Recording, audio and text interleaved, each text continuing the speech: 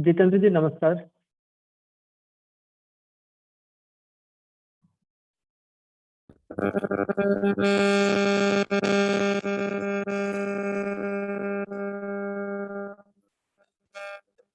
नमस्कार जितेंद्र जी।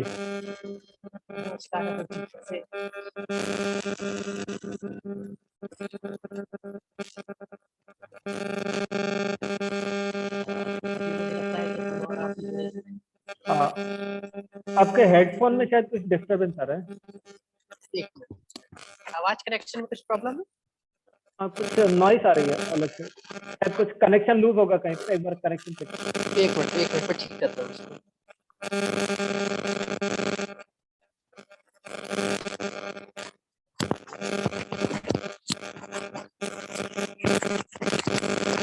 अभी ठीक? शायद एक बार डिस्कनेक्ट करके आप फिर कनेक्ट कर दें, लगा। ओके।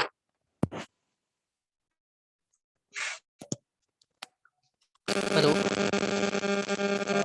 नहीं, वो हेलो इसको कनेक्ट करते ही नॉइस आ रही है। आपने इसको निकाला था तो प्रॉपर था। शायद डिवाइस का हेडफोन ही यूज करेंगे, डिवाइस वाला माइक ही यूज करें तो ठीक रहेगा। हाँ अभी क्लियर है। हाँ उसका कहीं अभी क्लियर कनेक्शन है? में। हाँ अभी क्लियर है। हाँ जी अब क्लियर है। चलिए, तो इसकी कोई आवश्यकता नहीं है। हाँ हाँ वैसे हो जाता है, कोई प्रॉब्लम नहीं होती। ठीक। जी जी जी बिल्कुल। तो जितेंद्र जी बहुत अच्छा लगा इतने दिन बाद आपको सामने देख करके। मुझे भी। और स्वस्थ हैं आप इस सर्दी में? जी जी अच्छे सब। सुमित जी आ रहे हैं, सुमित जी को भी ज्वाइन कर लेते हैं। हाँ बिल्कुल बिल्कुल, ऐड कर लीजिए। और हमने आकर के बात करना शुरू किया, आसपास के किसानों से भी काफी बात की। तो यहाँ के जी रीजन जी जी में कोई जैविक खेती पूरी तरीके से करते नहीं है। मतलब वो बोलते हैं कि हम ये देसी खाद तो डाल देते हैं, लेकिन फिर जब जी जी दवाइयों की बात आती है तो फिर वो चले जाते हैं मार्केट की तरफ। बिल्कुल। तो अभी उस वो पर बोलते हैं कि हाँ, विश्वास वो लोग बनाना बोलते हैं कि पड़ेगा। हमारा जैविक है, पर वो होता ऐसा ही है। मतलब सबका मिला जुला ही है। हाँ उन्होंने फ्रैंकली बताया कि बोले आप अकेले ये हाँ, करोगे तो नहीं कर लेकिन पाओगे। अभी उन सब पे भी विश्वास बनाना पड़ेगा। हम्म। और जैविक को अभी के लोग केवल इतना मानते हैं कि केवल खाद डाल दिया तो जैविक हो गया। वही हाँ, वो सोचते हैं कि देसी गाय का, भैंस का जो भी खाद है अपना, वो पुराने तो टाइम वाला वो डाल दिया तो हो गया। तो तो उससे ऊपर आने की बात है। हम्म। जैविक मात्र इतना सीमित नहीं, सारे लोग आ जाए तो काफी ब्रीफ में चर्चा हो। सुमित जी नमस्कार, रश्मि जी नमस्कार।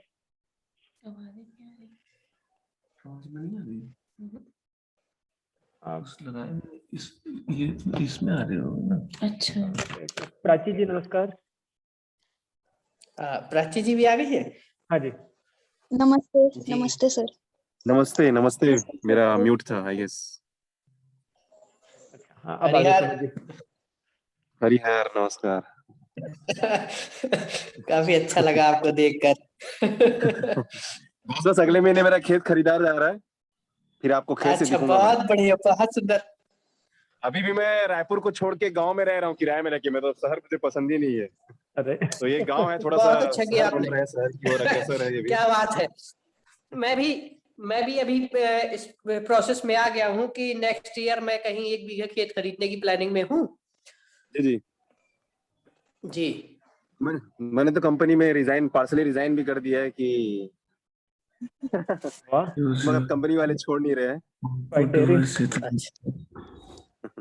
बोल रहे तुमको गांव बसाना है, जंगल बसाना है, शहर उजाड़ना है, जो करना है करो, मगर नौकरी करते रहो, फंड तो चाहिए करे। महाभारत करना है, करते रहो कहीं से भी। तो अच्छा है। चलिए, अभी शुरुआत में जब तक चल सकता है तो उसको चला लिया जाए, उसको में कोई जी जी आपत्ति नहीं होनी चाहिए।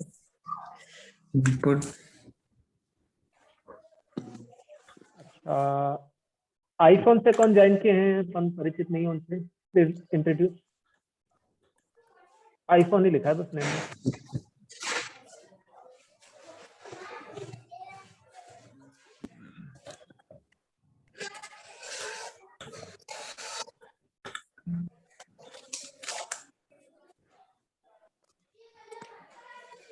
रश्मि दीदी, आप आ गए हैं?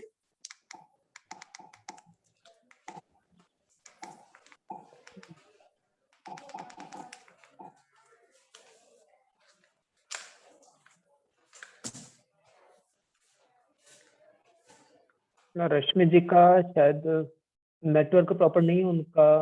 डिवाइस पर तो कैमरा और माइक दोनों ऑन बता रहा है, बट ना तो वो दिख रहे हैं ना उनकी आवाज आ रही है। अच्छा, प्राची जी आप आ गए हैं? हेलो प्राची जी। जी जी। तो मुझे लगता है कि एक बार सभी परिचय से शुरुआत करें धीरे धीरे। श्योर। प्राची जी आप अपने परिचय से शुरू करें। नमस्ते सबको। मेरा नाम प्राची शुक्ला है। मैं कोलकाता में रहती हूँ और पीएचडी की स्टूडेंट हूँ कैलकाटा यूनिवर्सिटी में। मैं ऑर्गेनिक फार्मिंग पे रिसर्च कर रही हूँ। उत्तर प्रदेश में स्टडी एरिया है।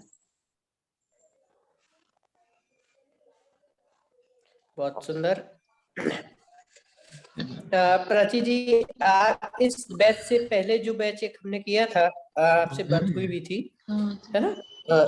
दिसंबर में जो हमने किया था, तो दिसंबर वाले बैच में आलोक सर, सुमित जी, रश्मि दीदी और भी काफी सारे लोग थे उसमें। तो उनका और इस अभी जो किया है, इन सब लोगों को मिला करके हमने एक कोशिश की है यहाँ पे। तो आज की बात से शुरू करते हैं। तो अभी हम लोग प्राची जी हैं, सुमित जी हैं और आलोक सर। और भी कोई जुड़ा है अभी?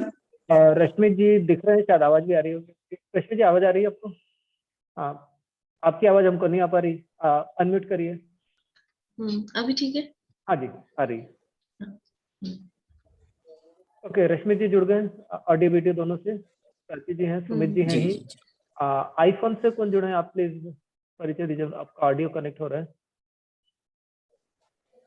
नाम नहीं लिखा है, डिवाइस आईफोन लिखा हुआ आ रहा है बस।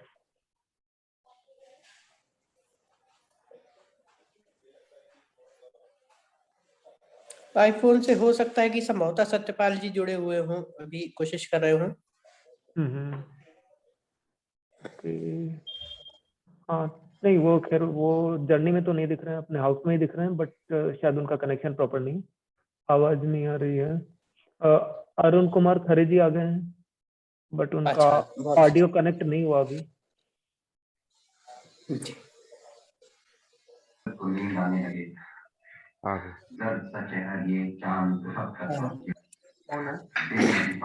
मुझे लगता है राहुल भाई जुड़ रहे हैं, राहुल महाजन जी।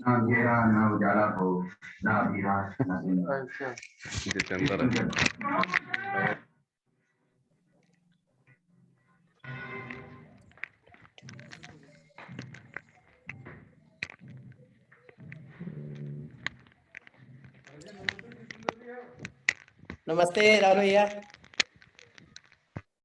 कैसे हो आप? मैं बढ़िया हूँ। और सब बढ़िया चल रहा है? काफी अच्छा लगा हाँ, आपको सब बढ़िया जी।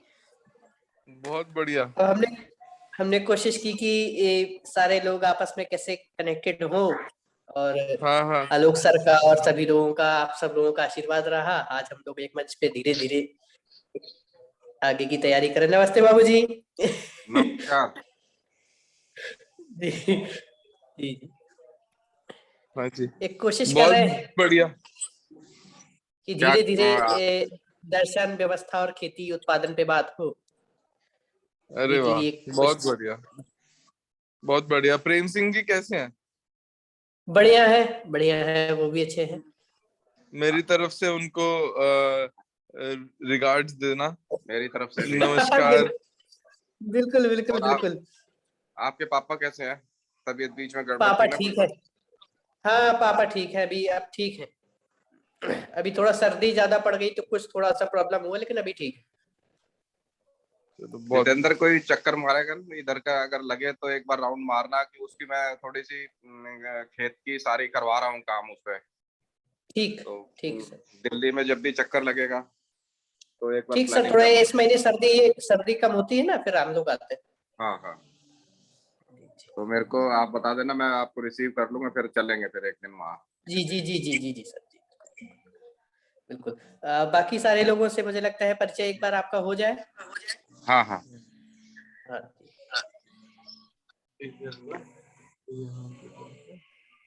हम करते हैं। यहाँ जाऊंगा ये सर परिचय दे दीजिए सभी लोगों का, सभी लोगों को।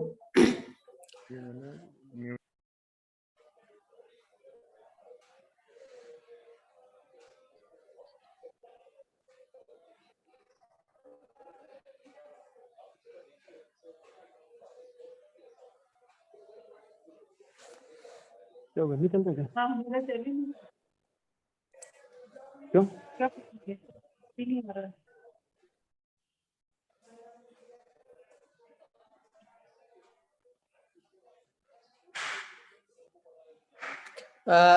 आलोक सर, आप अपने परिचय से शुरू करके और विषय पर हम लोग आए धीरे धीरे। जी जी, सबको एक बार और नमस्कार। मैं आलोक वर्मा मंदसौर मध्य प्रदेश से हूँ। अभी मैं एक CBSE एफिलिएटेड स्कूल है लोटस वैली स्कूल मंदसौर में ही, वहाँ पर वाइस प्रिंसिपल हूँ। ये एक सीनियर सेकेंडरी स्कूल है और हमारी करीब करीब 7.5 एकड़ जमीन है और अभी तो उसके ऊपर आधी पाती देकर के पूरी रासायनिक खेती होती है, लेकिन अब उसको हम जैविक में कन्वर्ट करना चाह रहे हैं। और जब से वर्कशॉप अटेंड करी है जितेंद्र जी और प्रेमचंद जी के सानिध्य में, तब से और इरादा दृढ़ हुआ है कि करना ही है, लेकिन फिर भी अभी तक कुछ बन नहीं पा रहा है। आगे चर्चा करेंगे, कुछ सीखेंगे और। जी क्रम से एक बार सभी लोग परिचय देते जाएं। कुछ हमारे नए साथी जुड़े हैं और कुछ आप ही के साथ के हैं, तो एक बार सभी का परिचय हो जाएगा तो बेहतर रहेगा। हम लोग शुरू करें। ओके देन तो सुमित जी आपका परिचय दे दें। जी जी, हाँ नमस्ते। मेरा नाम सुमित भारत भूषण वर्मा है और मैं रायपुर छत्तीसगढ़ का निवासी हूँ और मेरा एजुकेशन MCA हुआ है NIT रायपुर से और मैं पिछले 10 सालों से इन्वेस्टमेंट बैंक में जॉब करता हूँ पुणे में। और मेरी जॉब में जाने से पहले ही रुचि थी कि मुझे गांव में ही रहना है। मतलब मेरा एक लाइन है कि मैं फ्लैट में नहीं मरूंगा, खेत में मरूंगा। तो और इसलिए मैं कृषि को पहला मानता हूँ। मैं हर किसी भी चीज को किसी भी सिचुएशन में नहीं देना चाहता, इसलिए कृषि सीखना चाहता हूँ।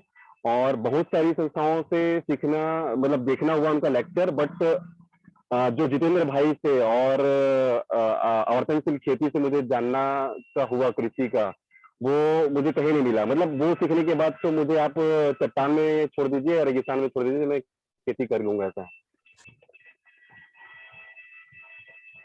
Okay thank you. और मैं अगले महीने कृषि मतलब खेत खरीदने वाला हूँ और उसके बाद मैं स्विच हो जाऊंगा। अभी मैं वर्क फ्रॉम होम है तो उसका बेनिफिट लेके जॉब तो कर ही रहा हूँ, बट अगला होगा कि मेरा लैपटॉप भी खेत में रहेगा और हल भी चल रहा होगा वहां पे। ग्रेट।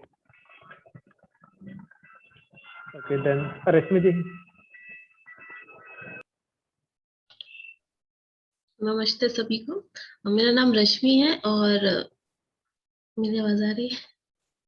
आवाज आ रही है? हेलो। कंटिन्यू करिए। हाँ हाँ जी हाँ, आवाज आ रही है, कंटिन्यू तो करिए। हाँ, मैं कानपुर की रहने वाली हूँ और हम लोग अभी बैंगलोर से रिसेंटली शिफ्ट हुए हैं। हम लोग काफी सालों से वहीं पे ही थे और अब अपने खेतों की तरफ वापस हम लोग उनको उनमें उसमें जैविक खेती करने चाहते हैं। और जब से ये बांदा वाला हम लोगों ने वर्कशॉप अटेंड किया तब से और ज्यादा मतलब लग रहा है कि क्यों करना चाहिए। पहले तो था करना है, अब पता है क्यों करना है। अभी कैसे पे हम लोग डिस्कशन कर रहे हैं, तो शॉर्ट में बस इतना ही है। Okay thank you. Then iPhone पर शायद राहुल जी हैं। Rahul ji please introduce. हाँ, मेरा नाम सुशील महाजन है और मैंने भी यहाँ जितेंद्र जी के साथ और प्रेम सिंह जी के साथ जो है एक वर्कशॉप अटेंड की थी और दिल्ली का निवासी हूँ। और हिमाचल प्रदेश के अंदर में करीबन 80 बीघा जगह है और वहाँ कुछ प्लम का एक बगीचा लगा है जिसके अंदर में 300-400 पौधे हैं। और बाकी थोड़ा सा पहाड़ी एरिया है तो उसके अंदर में फ्रूट्स वगैरह की और दूसरी खेती भी होगी। तो आवर्तनशील खेती के अंदर में रुझान है और जीवन विद्या से संबंधित हम इसके ऊपर पूरा शोध एक तरह से कर रहा हूँ। तो उसके अंदर में यही है बस कि जीने का पॉइंट ऑफ व्यू से कि सभी के साथ मिल करके कैसे जिया जाए और आवर्तनशीलता के साथ जाए और संबंधों के अंदर जिया जाए। दैट्स बस ग्रेट, इतना ही। Thank you sir. Then Arun Kumar ji.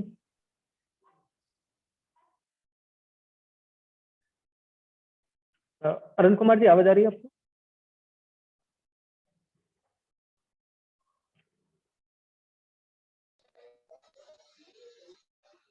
Then Arun ji आप सुन पा रहे हैं?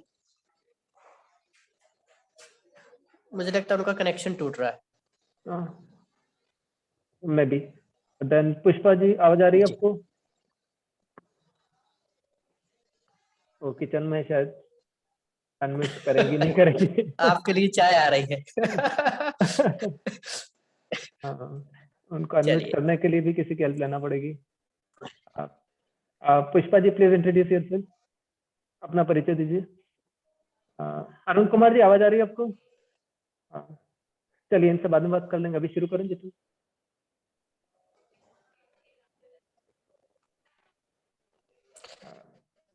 प्लीज शुरू करिए। तो हम लोग आज शुरू करते हैं कि आज के समय में हमको जैविक खेती की ओर कैसे देखना है ना? सही मायनों में कि नेचर के साथ जुड़ करके जीने में और नेचर के साथ जुड़ करके उत्पादन करने की आज आवश्यकता क्यों? उत्पादन तो अभी भी हो रहा है, लोग अभी भी जी ही रहे हैं, जैसे भी हैं, जिंदा है, जी रहे हैं, आधे अधूरी तरीके से जी रहे हैं। तो हमको कैसे पूरा जीना है सही मायनों में, संबंधों के साथ, परिवार के साथ, समाज के साथ, और स्वास्थ्य प्रद खाना, भोजन, और जो नेचर को शोषित ना करता हो, आज इसकी आवश्यकता क्यों आन पड़ी है? तो अभी मैं पिछले दिनों अपनी दीदी की डिलीवरी करा रहा था, मेरा जाना हुआ, उनको कुछ मदद की आवश्यकता थी, तो अस्पताल में मेरे साथ एक वाकया घटा। मैंने वहां नोट किया कि 10 में से लगभग 4 बच्चों की प्री मेच्योर डिलीवरी हो रही है। 10 में से 4, लगभग 40%। और उस प्री मेच्योर डिलीवरी में 2 का रेशियो है, जो 2% लोग खत्म होते जा, मतलब प्री मेच्योर डिलीवरी की वजह से बच्चा कमजोर हो गया या किसी भी तरीके से, तो जच्चा है बच्चा में से किसी की मोर्टेलिटी भी हो रही है। तो तमाम सारे अध्ययन जो हैं तो हैं, लेकिन उसके पीछे एक बात डॉक्टरों से भी कुछ चर्चाएं हुई और लगातार काफी जगह अन्य लोगों से भी चर्चाएं हुई। तो कहीं ना कहीं हमारे अंदर जो भोजन जा रहा है उसमें भी इतना ज्यादा टॉक्सिक धीरे धीरे, हमको पता नहीं चलता है, लेकिन धीरे धीरे वो टॉक्सिक शरीर में जमा होता जाता है और वो समय से पहले ही चीजों को अनियंत्रित तरीके से पेश करता है। एक ये छोटा सा वाकया घटा, तो इससे और भी ध्यान जाता है। और लगातार हम जैसे डॉक्टर्स भी आज कहने लगे हैं कि लगभग 50% बीमारियां हमारे गलत खान पान, और खाना हमारे पास बहुत है लेकिन उसमें गुणवत्ता एक भी नहीं है, तो बिना गुणवत्ता का खाना, इस प्रकार का जहर युक्त खाना, ये हमको मिल रहा है और इससे हमको बीमारियां हो रही। तो आज हमको आवश्यकता है कि हम प्रकृति सम्यक नेचर की तरफ लौटे। तो इसमें आप लोग अपना सुझाव रखें और बात को आगे बढ़ाएं।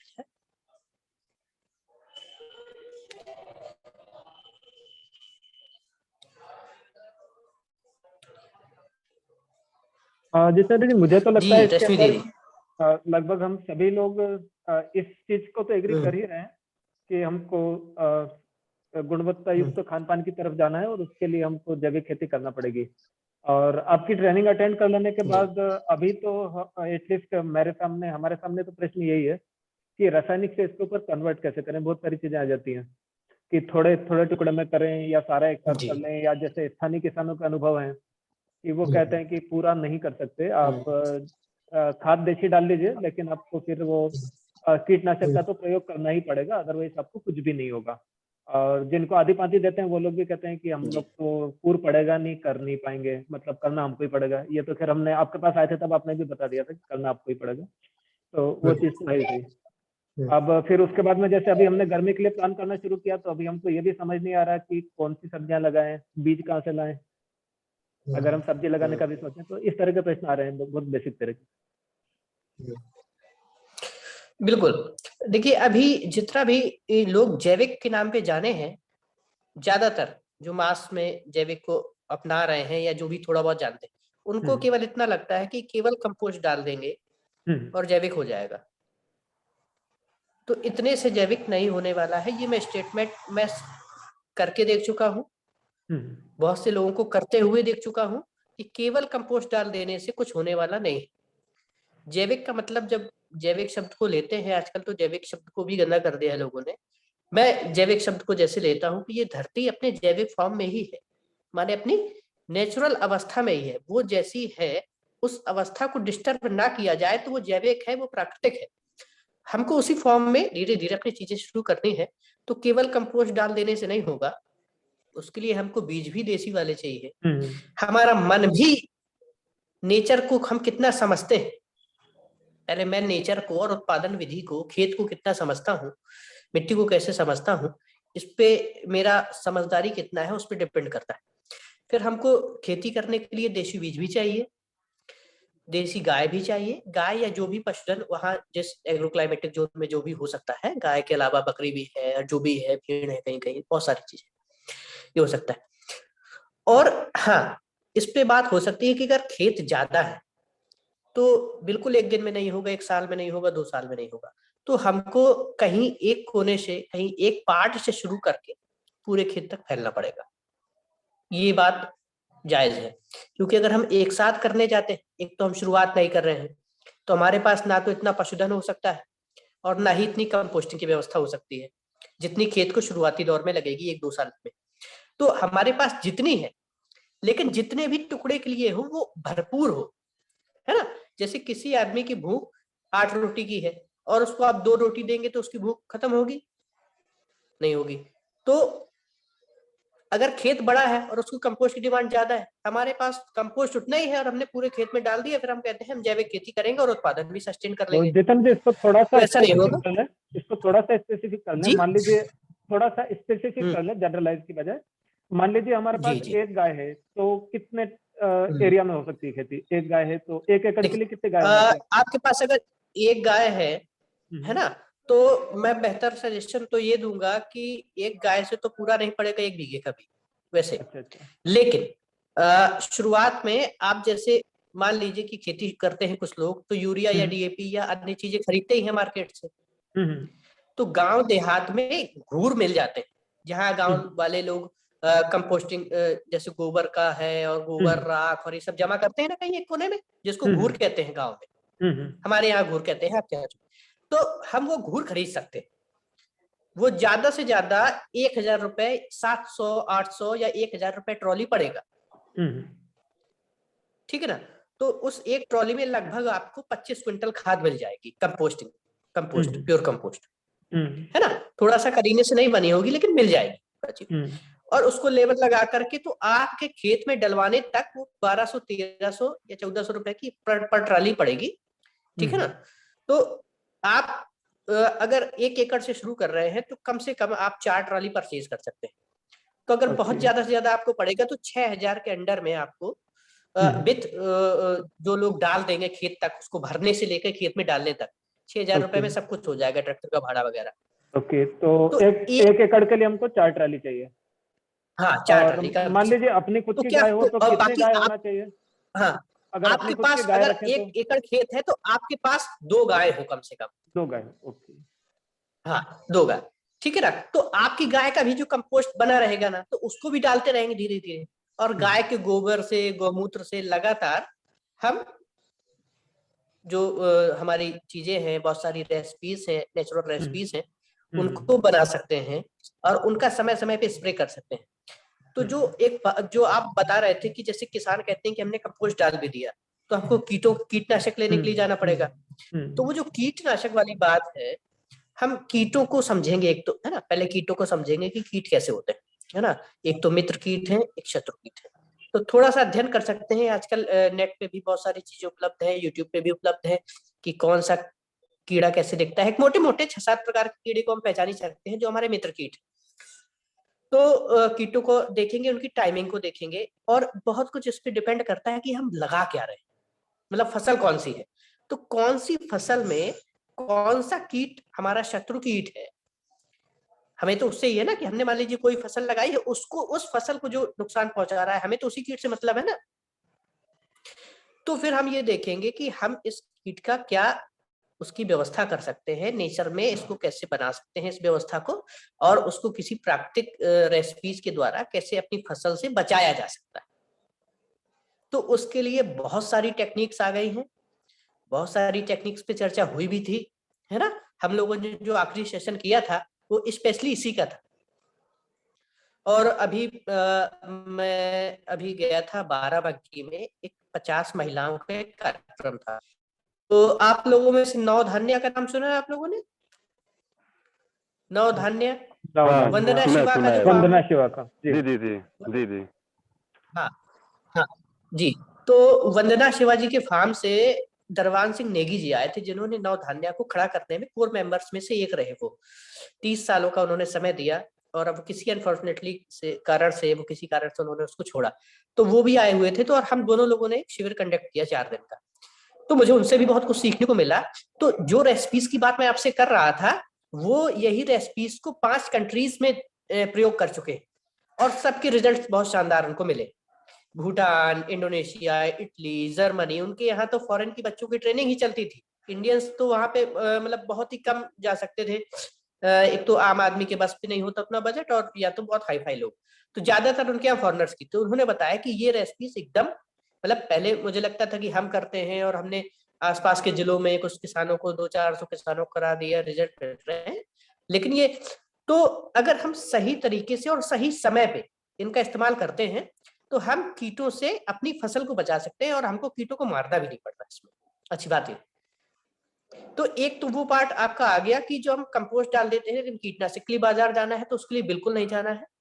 और दूसरी बात, बीज हमको अपने बनाने पड़ेंगे, वो खोजने पड़ेंगे, लोगों से मिलना पड़ेगा, करना पड़ेगा। और शुरुआत में कैसी कैसी दिक्कतें हो सकती हैं उस पर भी एक बार चर्चा हो जाए, क्योंकि मैं भी अगले साल से हो सकता हूँ कि 1 बीघा खेत लेकर के शुरू करूंगा, तो कुछ ना कुछ समझ में आएगा। आप लोग कर ही रहे हैं, रश्मि दीदी ट्राई कर ही रही है, बिल्कुल इनका अप्रैल से प्लान है ना। तो और बाबू महाजन बाबू जी का तो एकदम तैयार हो रहा है धीरे धीरे से, है ना जी दीदी। तो जितेंद्र जी, बीजों के लिए कोई आप कांटेक्ट बता सकते हैं? अगर अपन जैसे देशी बीज लेना चाहें तो कहाँ से लेना चाहिए?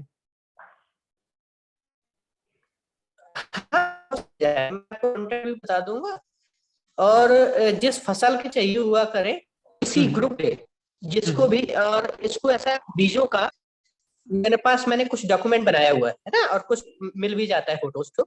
उसमें सीजनल, मतलब रवि, खरीफ और जायद की सब्जियां, मतलब कौन से सीजन में कौन सी सब्जियां लगती हैं, उनके लगाने का समय क्या है, और उनके हार्वेस्ट का समय क्या है, अगेती पिछली। फिर उसके अलावा अब आ गए हम सीरियल्स पे आ जाए, तो हमको धान, गेहूं, चावल फसलें भी करने हैं। तो हर एक सीजन की फसलें क्या है, और उसमें दालें कौन सी सीजन में लगाई जाएंगी, मिलेट्स कौन से सीजन में होंगे, किस सीजन के कौन से हैं। तो इसको चर्चा कर लेंगे ना, तो हम लोगों को क्लैरिटी हो जाएगी कि भाई रबी की सीजन में मटर लगाई जाती है, या जो भी है, जैसे नए लोग भी शुरुआत कर रहे हैं, तो जिस सीजन का हो तो उस, जैसे अब सीजन आ रहा है जायद का, ठीक है ना, फरवरी से, और जनवरी आखिरी से लोग उसकी बुआई करने लगते हैं। तो जैसे भिंडी है, लौकी है, कद्दू है, करेला है, ये लतेदार जो सब्जियां हैं, है ना, इनका सीजन आ रहा है जायद का। तो अगर इनके बीज चाहिए हैं तो मैं फिर अरेंज करके कुरियर कर दूंगा, जिनको भी चाहिए हैं। तो मैं भिंडी कर पाऊंगा, मैं लौकी कर पाऊंगा, मैं कद्दू कर पाऊंगा, या जो भी मेरे पास होगा तो मैं बता दूंगा मेरे पास क्या है। हाँ, एक बार आप ग्रुप में डाल दें तो फिर उसके हिसाब से हम सिलेक्ट कर लें। हाँ, मैं कोशिश कर रहा हूँ कि बीन्स का भी कुछ बीज मिल जाए, तो बीन्स है, बरबटी है, बहुत सारी चीजें हो सकती है सीजन में। तो अभी समय है, अभी वो पहुंच जाएगा, तो 15 फरवरी के आसपास बो देंगे, तो आपको समय पे भिंडी मिलने लगेगी, समय पे सारी सब्जी मिलने। तो ये बीज जो आप मंगवाएंगे, ये सारा देशी बीज होगा, मतलब हाइब्रिड नहीं होगा ना? हाँ हाँ, देसी होगा बिल्कुल। कुछ मेरे पास बांदा में रखा हुआ है, कुछ मैं धीरे धीरे घर से शुरू कर रहा हूँ, और कुछ हमारे मित्र हैं तो हम तक पहुंचा देते हैं, तो हम सभी को कुरियर कर देते हैं। अच्छा, बीज भी क्या लोकलाइज्ड होते हैं क्या? कि उस पर्टिकुलर जी। रीजन के लिए जो फसलें होती है उनके बीज वहीं पर अच्छे होंगे, ऐसा भी कुछ हाँ होता है? बिल्कुल होते ही हैं। बिल्कुल ये भी होता है कि देसी अगर कोशिश करें कि आपके लोकल के क्षेत्र में जो आप जहाँ रह रहे हैं वहाँ के बीज मिल जाए तो ज्यादा बेहतर, ओके। क्योंकि वो उस एग्रो क्लाइमेटिक जोन में रचे बसे होते हैं, उस क्लाइमेट को फेस करने की उनमें से ताकत होती है उनमें, तो वो ज्यादा बेहतर ही रहता ना, बट वो भी फिर वो देशी होना चाहिए ना, हाइब्रिड नहीं चलेंगे, हाइब्रिड तो है। हाँ सब हाँ बाहर के। देशी होना चाहिए। हम्म, लेकिन अगर अपन शुरुआत कर रहे हैं तो धीरे धीरे शुरुआत करें, फिर उस किसी क्रम से बीज एक दिन में भी नहीं आएंगे पूरे, वो क्रम से आएंगे धीरे धीरे। हम्म।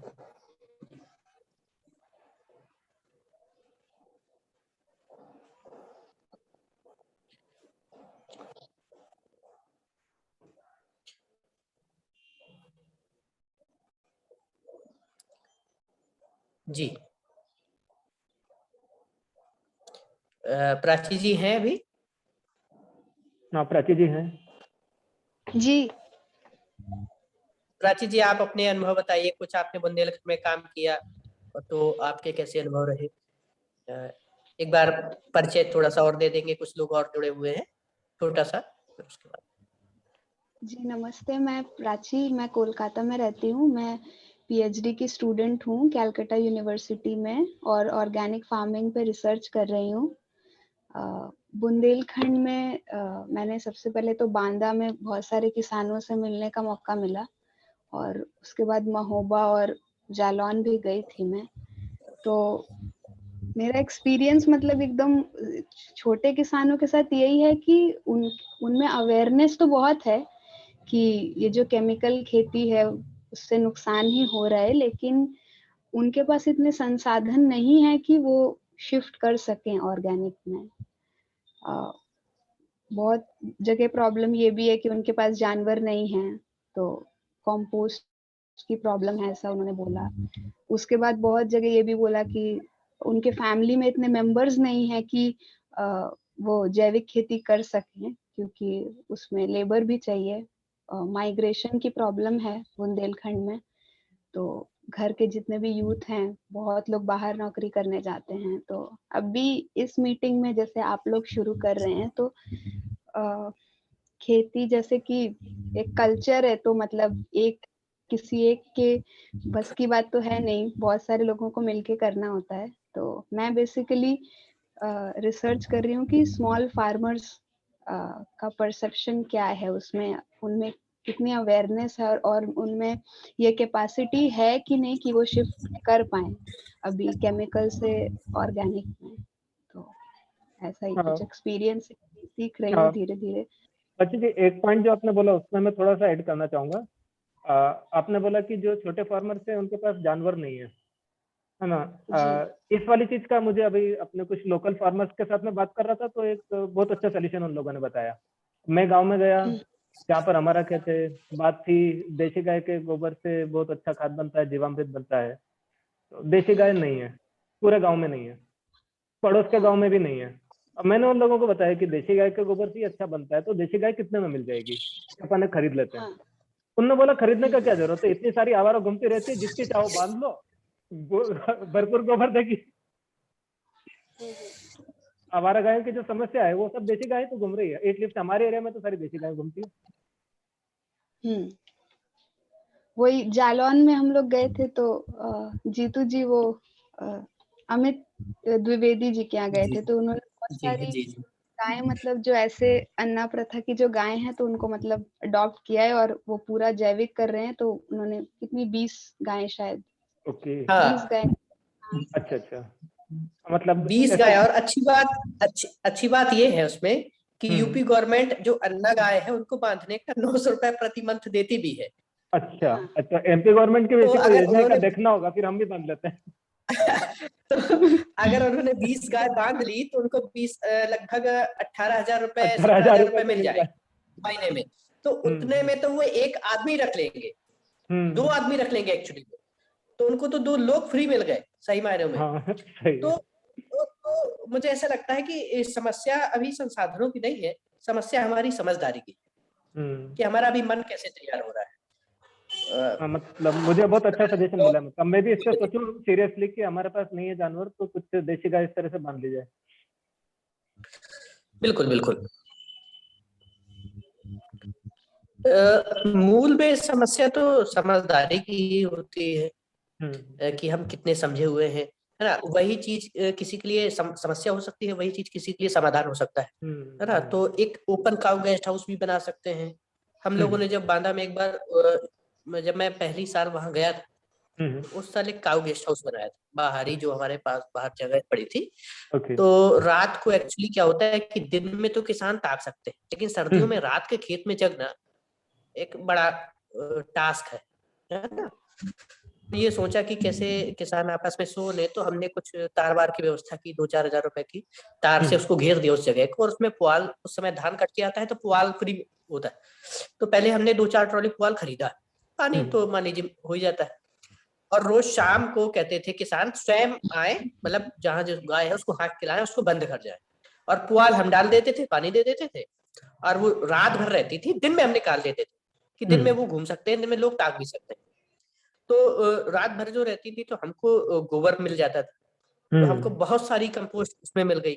अच्छी बात ये हुई कि जैसे जैसे धीरे लोगों को पता चलता गया कि ये काउ गेस्ट हाउस चला रहे हैं, तो जिन लोगों के पास फिर पुआल सरप्लस था वो पुआल भी दे जाते थे। कुछ लोग जैसे ऐसे हैं कि मतलब बहुत ही संवेदनशील हैं, समाज के बारे में सोचते हैं, और उनके पास ऐसे संसाधन नहीं है, तो वो कई बार कुछ ऐसे आए कि भैया ये 2000 हमारी तरफ से रख लीजिए, गायों के लिए है। तो मुझे लगता है कि एक कदम आगे बढ़ाने की जरूरत है, कारवा स्वयं बनता जाएगा।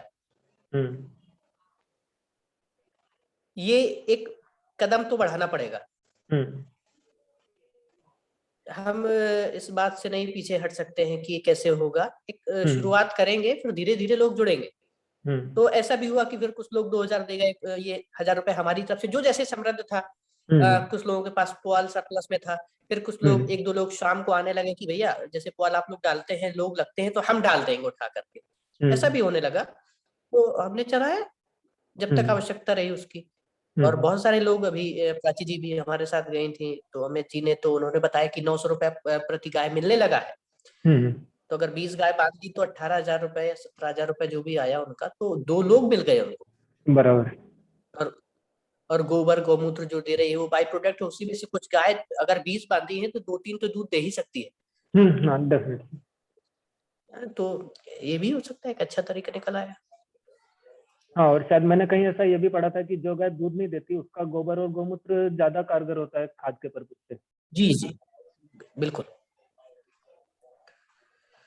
बिल्कुल।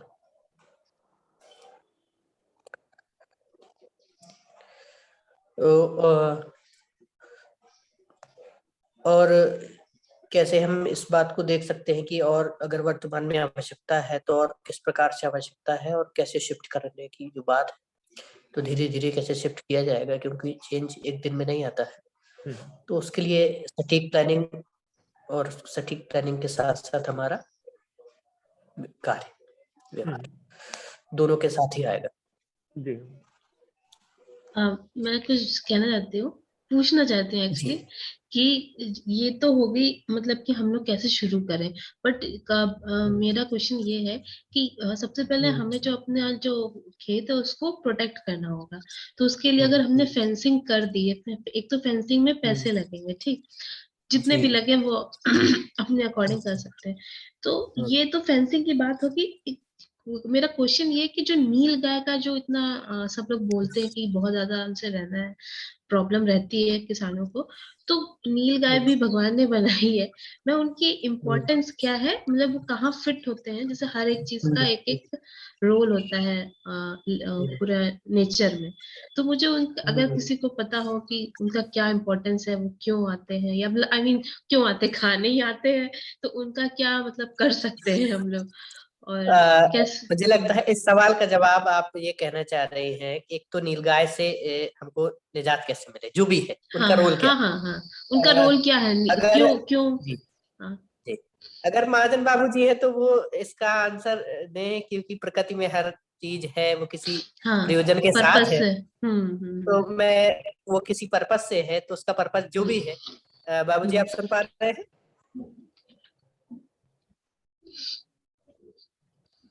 हाँ हाँ, सुन रहा हूँ। जी, आप इस बात को रखें कि प्रकृति में जो भी है वो किसी प्रयोजन से है, तो अच्छा लगेगा। हाँ, तो जैसे कि हम इसमें प्रकृति के अंदर में जैसे 4 अवस्थाएं हैं, पदार्थ अवस्था, प्राण अवस्था, जीव अवस्था और ज्ञान अवस्था। तो ये तीनों अवस्थाएं जो है, पदार्थ अवस्था, प्राण अवस्था और जीव अवस्था, ये उपयोगिता और पूरी पूरकता के अर्थ में ही है। मतलब कि अगर हम इसको देखते हैं ना, तो अगर हम देखते हैं तो जी कि जितने भी पदार्थ अवस्था है वो पूरी की पूरी पृथ्वी के अंदर में है, और उसी से ही वो प्राण अवस्था मतलब कि अपना पौष्टिक भोजन लेती है, और लेकर के उसी को जिस तरह से पोटाशियम है या कैल्शियम है या जिंक है, जो कुछ भी है, जिस चीज की भी उसको आवश्यकता होती है, वो अपने अनुसार से उसको उसमें से ले लेती है, और ले करके वही चीज जो है, जैसे कि पालक है तो उसको आयरन वहां से ले लेती है, और आयरन ले करके वो पालक के अंदर में आ जाता है, और पालक से फिर हम लोग वो खाते हैं, और वो खा करके फिर वापस उसी पृथ्वी के अंदर में चला जाता है। तो इस तरह से, इसी तरह से अपना जो प्राण अवस्था के अंदर में वो जीव अवस्था के लिए और जीव अवस्था प्राण अवस्था के लिए ये एक दूसरे के पूरक हैं। तो वो विधि मेरे को तो समझ में आती है कि ये उसी आवर्तनशीलता की तरीके से ये एक दूसरे के साथ से उपयोगिता और पूरकता के अर्थ में है। तो उसके बचाव के लिए ये है। अलग से है कि भाई जैसे कि हम कोई चीज अपने खेत के अंदर लगा रहे हैं और उसके अंदर में हम उसको प्रोटेक्ट करना चाहते हैं कि भाई हमने कोई फसल लगाई है कि ताकि वो उसके अंदर में, और वो कोई फसल लगाई है और वो उसको खा ना जाए, और उसको मतलब कि हम संभाल के रख सकें, तो उसके अंदर में वो बाड़ वगैरह लगाना और वो सारी चीजें तो करनी ही पड़ेंगी। बाकी उसके लिए तो उपलब्ध है ही है पूरा जंगल। तो इस तरह से मैं तो देखता हूँ। दीदी, मुझे इसमें एक बात और अभी समझ में आई है कि जैसे ज्यादातर समस्या एक तो अन्य जानवरों की है, दूसरी नीलगाय की, क्योंकि नीलगाय थोड़ा सा जंप भी कर जाती है, जैसे आप फेंसिंग भी 7 फीट और फेंसिंग थोड़ी छोटी पड़ गई अगर, तो वो जंप कर जाती है, उसके लिए 5 फीट 5.5 फीट कोई बड़ी बात नहीं, ठीक है ना। और जब भी आती है तो ये ज्यादातर ग्रुप्स में आती है, ग्रुप्स में आती है, ठीक है ना, तो उससे दिक्कत हो सकती है। तो एक छोटा सा तरीका मुझे ये अभी पिछले कुछ दिनों में पकड़ में आया, मैं बाराबंकी गया हुआ था। एक तो ये करने की फेंसिंग जो भी अपन करें, है ना, तो कम से कम फेंसिंग अपन 6-6.5 फुट लेकर के ही चले, ठीक है ना। जैसे उस तरफ की बात कर रहा हूँ जहाँ पे इस प्रकार की जानवरों की समस्या है ना। दूसरा, हम लोग फेंसिंग जहाँ करें तो कोशिश फेंसिंग को दबाएंगे भी तो बगल में कुछ मेड़ जैसी रहेगी ही अंदर की तरफ, बाहर की तरफ नहीं अंदर की तरफ, तो उसमें हम करें कि कुछ ऐसी कटीली चीज लगाएं। तो जैसे सबसे बढ़िया जो तरीका मुझे अभी समझ में आता है, तो हम लोग जैसे शतावर है, सफेद मूसली है, इस प्रकार की ये चीजें हैं जो जिसमें कांटे होते हैं,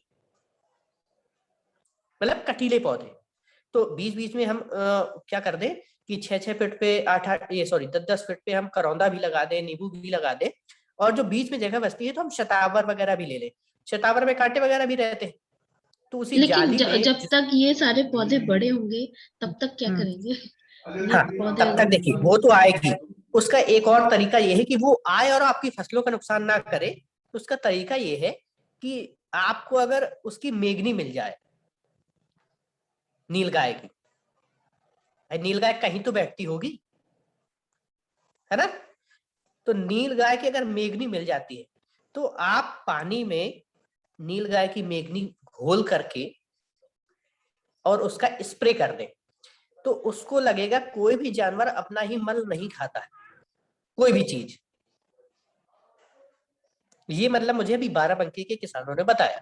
हाँ, कि मैं उसकी यही मेगनी एग्जांपल का, अभी लिया था उसके लिए। जी जी, थोड़ा सा इंटरप्ट कर रहा हूँ कि जब जी सरकार को हाथियों को बचाना था जो रेलवे वाले लाइन में क्रॉस होते होते मरते थे, तो वहाँ पे जी शेर जी का मूत्र एग्जैक्टली। का स्प्रे कर देते थे। और वैसे ही एक और प्रयास ये भी था कि हाथी जो आ जाते हैं केरला साइड में, तो उन्होंने खेत के चारों ओर बाड़ा किससे बनाया, मधुमक्खियों से बना दिया था। तो मधुमक्खी पालन भी हो गया और हाथियों से रक्षा भी हो गई थी उनकी। तो उसकी मेगनी अगर मिल जाए तो उसकी मेगनी का घोल बना करके स्प्रे कर देंगे फसलों में, तो वो आपकी फसलों को नुकसान नहीं करेगी। तात्कालिक रूप से हम 2-3 साल ये कर सकते हैं, ठीक है ना। हाँ, ये अगर तो एक बार आपने रिपीटेडली करना पड़ेगा। जैसे शतावर लगा दी जी, जैसे आपने शतावर लगा दी तो शतावर तो 5-6 महीने में ही जाली पे फैल जाएगी ना। हाई फेंसिंग कर दी आपने, शतावर 5-6 महीने में जाली पे फैल जाएगी, तो उसको 1 साल मत खोदिए, उसको फैल जाने दीजिए अच्छे से। तो अगर शतावर फैल जाती है तो नीलगाय के साथ साथ अन्य ऐसे भी जानवर हैं जो मुंह मारते हैं और तार को नाक सकते हैं या तार से आ सकते हैं, तो वो रुक जाएंगे। आप शतावर लगा लीजिए, ब्राह्मी लगा लीजिए, जिसमें भी कांटे होते हैं, ठीक है ना दीदी। तो ये तरीका नीलगाय से अपनी उसको बचाने का है कि नीलगाय की मेगनी आपको मिल जाएगी, वो आसपास के किसानों से जहां नीलगाय ज्यादातर बैठती होंगी वहां मिल ही जाएगी। उसकी मेगनी को उसका इकट्ठे करके पानी में घोल के स्प्रे कर लेंगे तो वो नहीं खाएगी, क्योंकि ये बेहतर तरीका है, जैसे सुमित भाई ने भी बताया यही हुआ था। ये इसका स्प्रे का असर कितने दिन रहेगा, मतलब हाउ फ्रीक्वेंटली हम इसका ऐसा है कि आपको नहीं। मिलती रहेगी तो आप स्प्रे करते रहिए, तो हर 15 दिन में स्प्रे कर दीजिए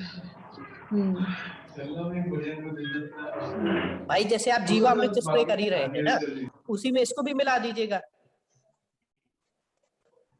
जब भी आप इससे कोई घोल बना रहे हैं हाँ, तो इससे क्या कहते हैं, जो अपने फसल है उसमें कोई असर तो नहीं पड़ेगा, नहीं, मतलब उसमें कोई असर नहीं पड़ेगा। देखिए उसमें उसमें बल्कि कुछ ना कुछ पोषक तत्व तो होंगे ही, मेगनी में पोषक तत्व तो होंगे ना कुछ ना कुछ, तो वो मिल जाएंगे, साथ में नीलगाय से भी सुरक्षा हो जाएगी।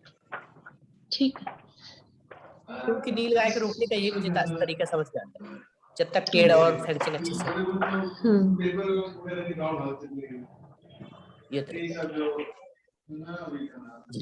और कोई अच्छा अच्छा, जैसे आपने वो काऊ गेस्ट हाउस बनाया था, ऐसे इन लोग का गेस्ट हाउस बना के इनको भी बंद कर दिया जाए तो कैसा रहेगा? नहीं हो सकता। वो रुकते नहीं है। अच्छा और बहुत सही से क्या हम लोग ऐसा भी सोचते हैं कि जैसे खेती तो करना ही चाहते हैं सभी लोग, मैं भी उसी के क्रम में हूँ, आप सब भी उसी क्रम में हैं। हम लोग खेती के साथ साथ कोई ऐसी व्यवस्था भी दे सकते हैं क्या, जिससे हमारे साथ साथ आगे की पीढ़ियों का भी कुछ बेहतर भविष्य दिखे उसमें। जैसा कि गुलाब सिंह जी से चर्चा हुई थी हम लोगों की कि उन्होंने एक स्कूल शुरू किया है, तो ऐसी कहीं कोई संभावना है किसी के साथ? मेरा तो प्लान है जीतू भाई, क्योंकि मेरा उसमें बड़ा इंटरेस्ट जी। मेरा प्लान है, मेरा प्लान है। उनके लिए मैं भी सोच रहा हूँ, लेकिन लेटर स्टेज पर, क्योंकि अभी तो बहुत सारे चैलेंजेस हैं। एक बार खेती सेटल हो जाए तो फिर स्कूल भी सोचते हैं। स्कूल तो मेरा बैकग्राउंड भी रहा है। मेरा नहीं, इमीडिएट प्लान है। स्कूल का मतलब ये नहीं कि कोई बहुत पैसा हो, केवल वहां पे शिक्षण और इस प्रकार का काम शुरू हो जाए। वो मान्यता वो एक अलग बात है, उसकी कोई आवश्यकता भी नहीं है। हम लोग जिस उसकी बात कर रहे हैं कि एक माहौल बन जाए।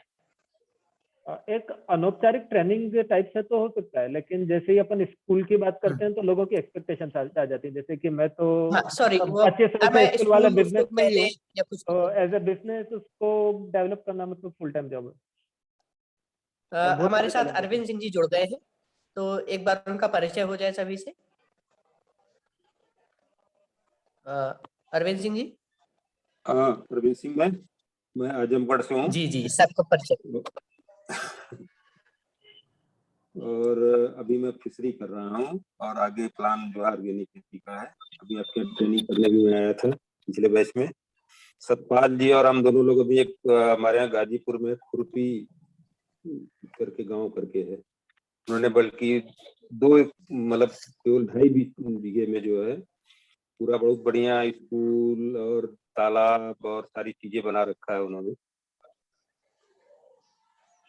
जी, तो बल्कि सतपाल मेरे ख्याल से पहुंचे नहीं होंगे, मैं भी कहीं बीच में ही रुक गया हूँ में आके। अरविंद सिंह जी बहुत अच्छे वैद्य भी हैं और आयुर्वेद में काफी काम कर रहे हैं, और अभी हाल ही में इन्होंने एक प्रशिक्षण शिविर ज्वाइन किया है और बहुत ही अच्छा शिविर में हम लोगों का नॉन स्टॉप शिविर चला है। बरसात के बीच। बिल्कुल।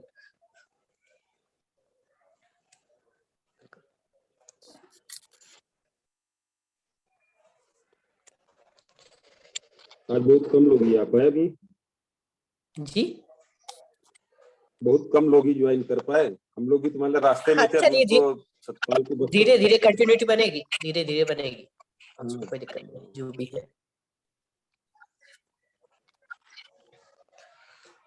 ठीक। और क्या प्रॉब्लम्स आती हैं सर आपसे?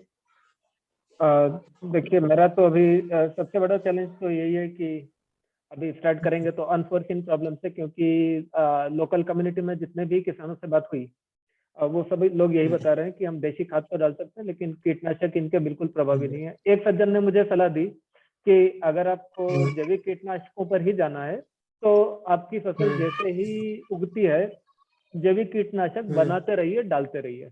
उनका कहना है कि ये कीटनाशक वो तो करना पड़ेगा। बोले वो बोले आपका फसल बहुत अच्छी दिख रही है, आपको कोई आक्रमण नहीं दिखा तब भी डालते रहिए, क्योंकि उन सज्जन का बिल्कुल जैविक कीटनाशक इन कीटों के अंडों के ऊपर प्रभावी होते हैं। एक बार कीट आ गए तो फिर उनके ऊपर ये प्रभावी नहीं होते, फिर तो आपको या तो सारी फसल उनको खिलानी होगी या तो रासायनिक में जाना होगा। बिल्कुल, तो ये तो कंटिन्यूटी बनानी पड़ेगी कि हमारे खेत में जो भी हमारी फसल को आवश्यकता है वो बनता रहे और उसका प्रयोग होता रहे, ये तो करना पड़ेगा।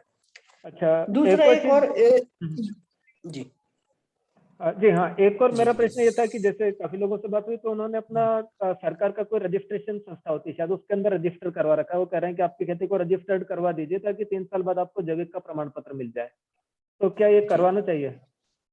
उसमें शायद कुछ 5,000 रुपए पर ईयर इस टाइप से कुछ उनका फी वगैरह भी होता है। तो हालांकि मैं इस विधि में ज्यादा बहुत इंटरफियर नहीं करता हूँ और मुझे ठीक भी नहीं लगता है, क्योंकि पहले प्रयोजन तो हमारा अपना है कि हमको स्वस्थ खाना है, तो सेकंड प्रयोजन ये है कि जो भी उससे आएगा फिर उसको बाद में अपनों को और मार्केट के लिए अगर करना है तो वो बेसिकली जो भी है वो पूरा मार्केट ओरिएंटेड है कि आपको अगर मार्केट में जाना है तो आपके पास एक सर्टिफिकेट होना चाहिए, इसलिए है वो।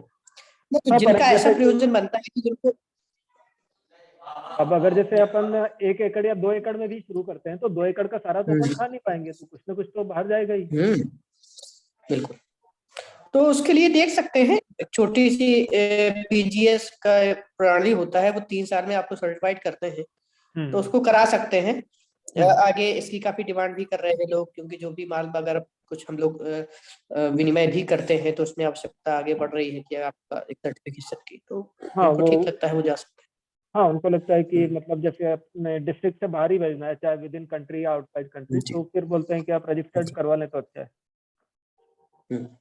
अब फिर वो मेरे एक और सुझाव था इसमें अपने सभी साथियों से कि जैसे हम लोगों ने एक शिविर किया 4 दिन का, और उस 4 दिन में जो बात हो पाई तो एक मुझे लगता है कि एक मानसिकता की बात हो पाई, है ना। और बीच में हमको ऐसा लगा, अभी पहले से भी लगता ही रहा है धीरे धीरे, कि 4 दिन पूरे नहीं पड़ते सही मायनों में। तो एक तो हमने नॉर्मली 5 दिन का किया, अभी आगे से हम 5 दिन का कर रहे हैं। धीरे धीरे हम ये भी चाह रहे हैं कि जैसे कहीं भी हो तो आगे से ये भी हो सकता है कि किसी स्पेशली टॉपिक पे 1-1, 2-2 दिन का शिविर आकर के हो वहां पे, या कहीं भी हो, है ना।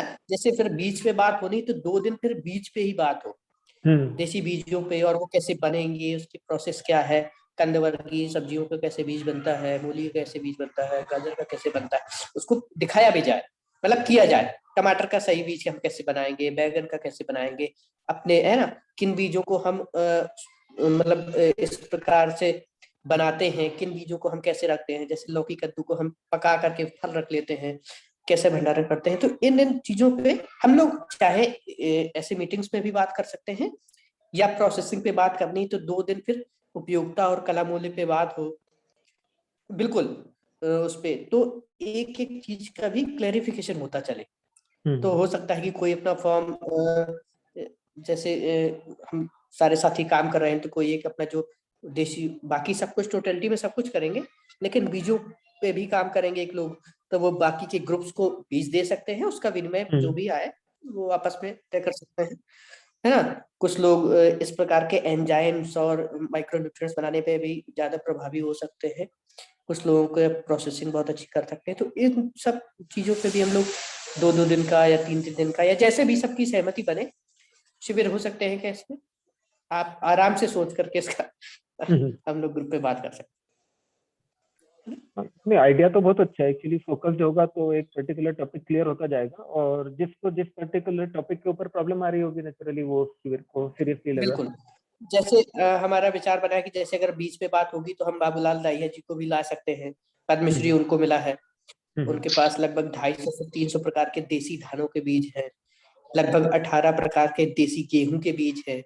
बहुत सारी मेडिसिनल प्लांट्स के वो हैं सोर्स उनके पास। मिलेट्स के बहुत सारे सोर्सेस हैं, और देसी बीजों पे वो कैसे करते हैं, कैसे आया, इन सब पे, और बाकी उस पे और भी लोगों को बुला सकते हैं। ऐसे कर करके ना तो स्पेशलाइजेशन भी बढ़ता चलेगा साथ साथ।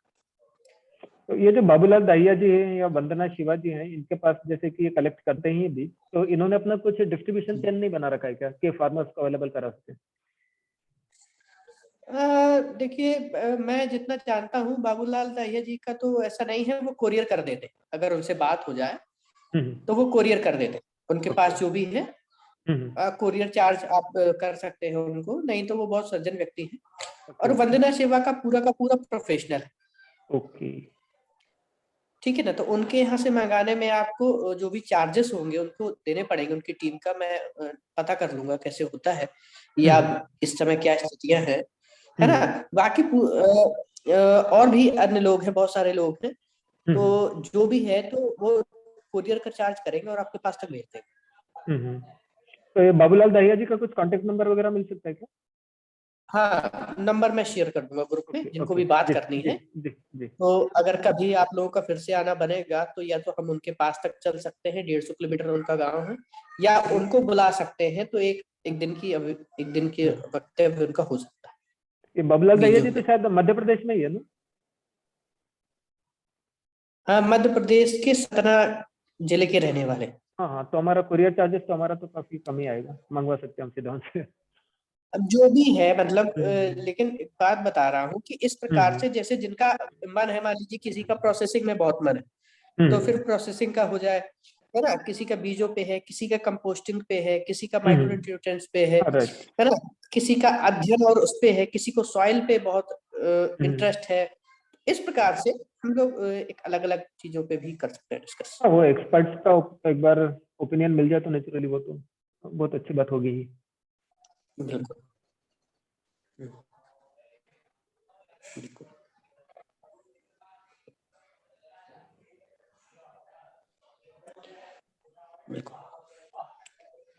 तो मैं नंबर शेयर कर दूंगा। ओके, मैं आपको बाबूलाल दाहिया जी का नंबर शेयर कर दूंगा। जी। और जो भी आपको जिस सीजन का भी बीज चाहिए हुआ करे तो आप बता सकते हैं। कुछ बीज हमने यहाँ पे भी सुरक्षित कर लिए हैं धीरे धीरे। ओके। कोशिश जारी है उसी क्रम में। अच्छा, उसका आप जो डॉक्यूमेंट बना रहे थे वो भी क्या आपके पास प्रिंटेड फॉर्मेट में है क्या, कि किस सीजन में कौन सी सब्जियां या कौन से? हाँ, ये तो लैपटॉप पे मैंने बहुत बना के रखा हुआ है, मैं शेयर कर दूंगा। तो हाँ, ये भी प्लीज शेयर कर दीजिए। तो मैं ग्रुप में शेयर कर दूंगा। जी। ठीक है ना। और यहाँ उसमें ये हो सकता है कि जो हमारे यहाँ सब्जियां फसलें होती हैं हमने उसके आधार पे लिखा है। आपके यहाँ कुछ अलग हो सकता है तो उसको सीजन में आप बढ़ा लीजिएगा। हाँ, वो थोड़ा तो ठीक होगा। है, हाँ जी, क्योंकि वो थोड़ा बहुत चेंजमेंट हो ही सकता है उसमें।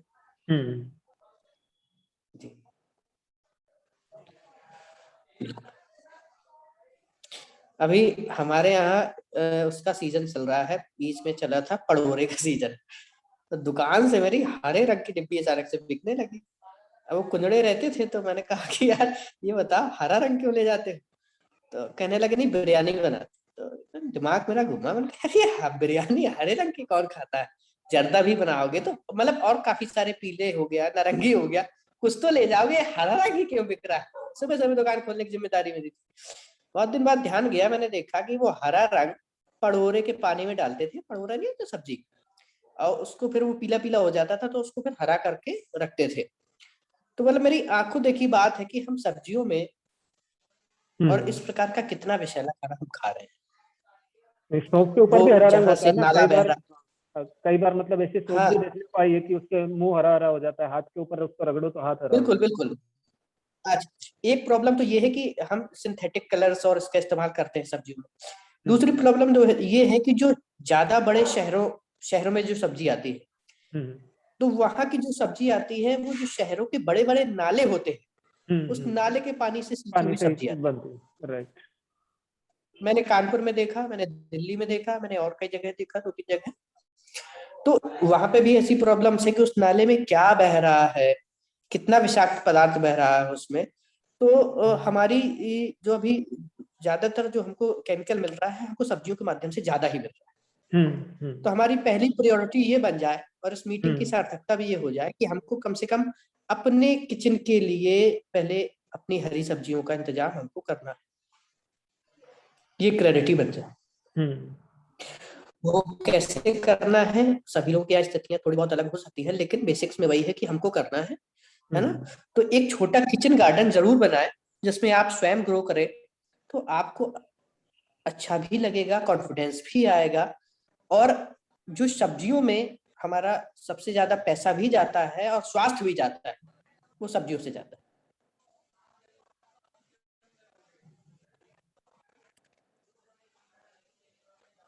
तो सब्जियों पे हम ध्यान रखें कि कोशिश करें, शुरुआत करें। ये बढ़िया समय आ गया है, जनवरी निकल रही है, फरवरी लग रही है, तो फरवरी के महीने से हम जायद की सब्जियों की ओर बढ़ जाएं। भिंडी है, अरबी है, भिंडी है, करेला है, तरोई है, लौकी है, कद्दू है, जो भी है व्हाटएवर, हम उगाने का प्रयास करें। बैगन टमाटर तो लग ही जाएंगे, है ना। तो सब्जियों के माध्यम से बहुत जहर आ रहा है, तो हमको इसको रोकना पड़ेगा।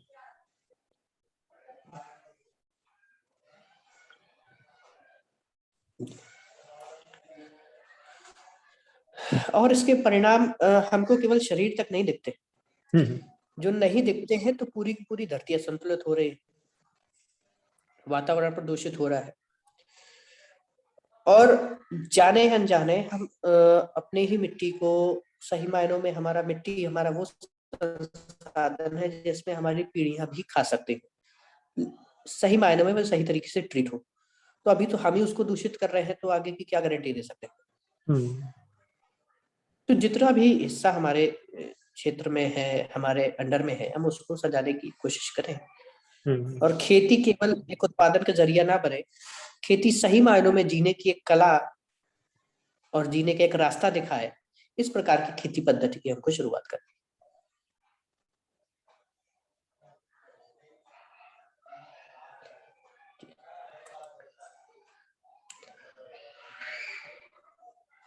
जी, और सभी लोग कुछ शेयरिंग करना चाहे बिल्कुल, अभी बोले जा रहे हैं, तो जो लोग भी शेयरिंग करना चाहे बिल्कुल करें, हम भी सुनना चाहते हैं सभी को।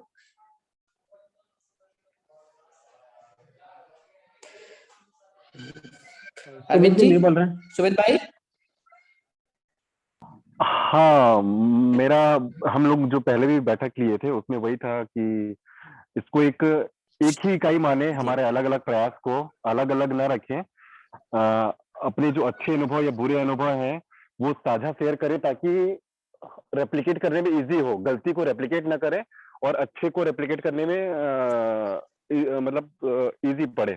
तो हम लोग, मैं पहले भी रखा था प्रपोजल कि एक डेटाबेस, एक गूगल शीट रखेंगे जिसमें हमारे अच्छे बुरे अनुभव, नए प्रयोग और क्या गलती हुई वो हम लिखते रहें, ताकि वो गलती हमसे दूसरों से ना हो, और क्या अच्छा किए तो वो इजिली हम कर पाए।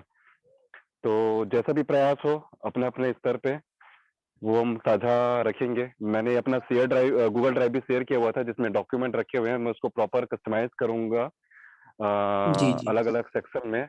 स्टेजेस ऑफ फार्मिंग से भी हो सकता है वो, या फिर अपनी अपनी नीड, मतलब क्या हो सकता है, कीटनाशकों का अलग जो भी है जैसा है, तो वही था एक। तो अच्छा आइडिया करेंगे। और मुझको ये भी लगता है कि जैसे अब हम लोग खेती में उत्पादन में आ रहे हैं, तो वर्तमान में जो हमारी आवश्यकताएं हैं उसको भी नजरअंदाज नहीं किया जा सकता, और आवश्यकताओं को पूरा करने की बात है। तो अभी हालांकि हमारी सभी लोगों की कहीं ना कहीं से जो भी इनकम सोर्सेस लगे हुए हैं वो तो है ही, लेकिन खेती करने जा रहे हैं तो उसमें भी जो लोग शुरुआत बिल्कुल कर रहे हैं उनके लिए बड़ा इन्वेस्टमेंट भी हो सकता है। और फिर खेती से हमको कैसे, तो ये तो सर्वविदित है कि रॉ मटेरियल बेच करके आज तक कोई अमीर हो नहीं पाया, समृद्ध हो नहीं पाया। तो हम आपस में भी एक चेन लिंकअप धीरे धीरे कर सकते हैं, अपने अपने जो मिलने वाले लोग हैं और भी सभी के 10-20 लोग होते हैं, तो आपस में जो प्रोडक्शन करेंगे उसका आपस में भी विनिमय कर सकते हैं हम लोग, है ना। तो ये भी हो सकता है कि किसी के पास कुछ बेहतर है, किसी के पास कुछ बेहतर है, किसी के पास कुछ बेहतर है, तो एक अपने ही चीजों को आपस में विनिमय करने का भी ये हो सकता है अपने माध्यमों से। तो उस तरीके से भी हम सस्टेनेबिलिटी की ओर धीरे धीरे जा सकते हैं, क्योंकि अल्टीमेट हमको सस्टेनेबल तो होना है ना। तो उस परिप्रेक्ष्य पे भी हमारा ध्यान होना चाहिए कि कौन कैसा क्या कर सकता है बेहतर से। जैसे मैंने अभी मल्टीग्रेन दलिया बनाने का सोचा है, ज्वार, बाजरा, मक्का और गेहूं और एक दो चीजें और मिला करके मैं मल्टीग्रेन दलिया की ओर बढ़ा। तो जो भी है उस पे भी ध्यान धीरे धीरे जाए कि हमको इस प्रकार की भी जो, क्योंकि अर्थ हमको अगर अपना परिवार को लेकर के चलना है तो आर्थिक रूप से भी हमको ठीक ही होना पड़ेगा, और उसके लिए हमको उपयोगिता और कला मूल्य की ओर बढ़ना पड़ेगा, यानी प्रोसेसिंग की ओर बढ़ना पड़ेगा। तो जो लोग भी अभी खेती जैसे शुरुआत कर रहे हैं तो वो प्लानिंग इस प्रकार की करके चले कि हम किस चीज की प्रोसेसिंग यूनिट डालेंगे और उस चीज का उत्पादन करेंगे। बाकी अपने खाने के लिए करेंगे और प्रोसेसिंग के लिए हम उस चीज का उत्पादन करेंगे। ये अगर शुरुआत से क्लैरिटी हो जाएगी तो बाद में बहुत कुछ हमको फेस नहीं करना पड़ेगा और उसमें काफी मदद मिल जाती है ना। जैसे किसी का ऑयल का मन हो गया कि मैं ऑयल प्लांट डाल सकता हूँ, तो वो फिर सरसों है, अलसी है, या जो भी है वो कर सकता है। आसपास के किसानों को भी मोटिवेट कर सकता है कि आप कर लीजिए, मैं आपका थोड़ा सा अच्छे दामों में मैं आपसे ले लूंगा, है ना। इस प्रकार से विश्वास पात्र लोगों के बीच में। तो उसका ऑयल का प्लांट हो गया, किसी का किसी चीज का हो गया, तो प्रोसेसिंग तो करनी पड़ेगी, बिना प्रोसेसिंग के हम जा नहीं सकते हैं। तो इस बारे में भी प्लानिंग में होता चले। मैंने इसलिए इस पॉइंट को रखा है कि जैसे आप हैं, मैं भी हूँ, मेरे भाई हैं, रश्मि दीदी हैं, और ज्यादातर साथी हमारे इस प्रकार से हैं सभी। तो हमारे मन में ये क्लैरिटी बनी रहे, हमारी प्लानिंग में ये योजना बनी रहे कि हमको आगे कैसे सस्टेन होना है, हमारे क्या क्या स्टेप्स हो। मैंने अभी व्हाट्सएप ग्रुप में भेजा है, जो मैं पहले भी शायद शेयर किया था, मैं मीटिंग में है जब हम आए थे वहाँ पे शेयर में, कि स्वास्थ्य मंथन हम कार्यक्रम चलाते थे। तो वो जो पोस्टर्स भेजे उससे आपको आइडिया हो जाएगा कि मार्केटिंग हम कैसे किए थे, और बहुत सक्सेसफुल रहा। मतलब मेरे जो मित्र हैं वो तो बिना बीच में आए 40,000 रुपए दूध से ही बना लेते थे। तो बड़े शहरों में आसान है वो करना और इन बातों को समझाना। जो स्वास्थ्य मंथन हमारा कार्यक्रम है, आपको उससे संबंधित कुछ जानना होगा कि उसके थ्रू हम मार्केटिंग कैसे कर पाते थे, तो कभी हम सेशन रख सकते हैं, मैं उसमें एक्सप्लेन करूंगा कि हम कैसे करते हाँ बिल्कुल, रखिए, सबके लिए धीरे बहुत धीरे हम यूजफुल लोग होगा। बिल्कुल उसको रख सकते हैं हम लोग, है ना। तो ये मतलब ये मेरा इतना मतलब था कि प्लानिंग में रहे। जैसे मुझे भी शुरू करना है तो मेरी अभी से प्लानिंग हो गई है कि मैं आगे क्या क्या प्रोडक्शन करूंगा, और ऐसा प्रोडक्शन करना है कि वो आपस में दो लोगों के जो नजदीक में हैं उनके आपस में कॉन्फ्लिक्ट ना हो कि मैं भी वही कर रहा हूँ और मेरा मित्र भी वही करने लगेगा, है ना। तो हम लोग वैरायटी भी बनाकर रखें उसमें। इस प्रकार से मेरा ये प्रयोजन है। जैसे मान लीजिए मेरे यहाँ बांदा में जो चीजें बनती हैं तो मैं वो बांदा वाली चीजों को टेस्ट नहीं करूंगा, वहां जो नहीं है मैं उसके लिए ट्राई करूंगा। तो मेरा जो है वो वहां से भी निकल जाएगा उनके लिए। इस प्रकार से मतलब हम लोग सभी मित्र आपस में इस प्रकार से मिल करके धीरे धीरे कुछ कर सकते हैं, है ना। जी जी। या कोई हमें से कुछ ऐसे भी हो सकते मेरी हैं तो जैसे मेरी तो जैसे जी? कमर्शियल में प्लानिंग है कि पान की खेती करूं, जो पान खाते हैं ना। हाँ। तो जैसे बहुत लोगों को ध्यान में नहीं जाता, और वो उसका लोकल मार्केट भी है, उसके ब्रांड भी नहीं चाहिए, और बहुत वैरायटी होती है उसकी, और वो क्रीपर ही है, बेल ही है, लताएं ही है, और उसका अच्छा रेट भी रहता है। तो ऐसी चीजें मैं आइडेंटिफाई किया हूँ कि मुझे लोकल में, कि गांव भी हो शहर भी हो, मेरा मार्केट बिना ब्रांड के बिना सर्टिफिकेशन के चल जाए। बिल्कुल, वो जिसकी भी अपनी प्लानिंग है वो अपनी प्लानिंग योजना के साथ रहे, वो ज्यादा बेहतर से समझता है जो कर रहा है, है ना। तो इसी प्रकार से सभी लोग अपने अपने धीरे धीरे ये करके चलेंगे तो स्पष्टता रहेगी। और मूल में ये रहे कि पहले परिवार की आवश्यकता पूरी हो, खाने से भी और हमारी आर्थिक रूप से भी, दोनों रूप से। और ये एक छोटी आवश्यकता है, बड़ी आवश्यकता हमारी साथ में कैसे जिएंगे, व्यवस्था का क्या पैटर्न होगा, समाज कैसे सुदृढ़ होगा, आगे की पीढ़ियों के लिए हम क्या परंपरा बनाएंगे, इसकी भी आवश्यकता है। तो खेती के माध्यम से हम ये भी करते चले तो कोई बहुत अच्छा साहित्य भी लिख सकता है, कुछ अच्छे बात कर सकते हैं, हम इस प्रकार के बैठ करके आपस में बैठ के कर सकते हैं। इसका भी माहौल बनाए रखें अपने अपने खेतों में जहां हम रहें, क्योंकि इसकी भी आवश्यकता है और ये हमारी मौलिक आवश्यकता है।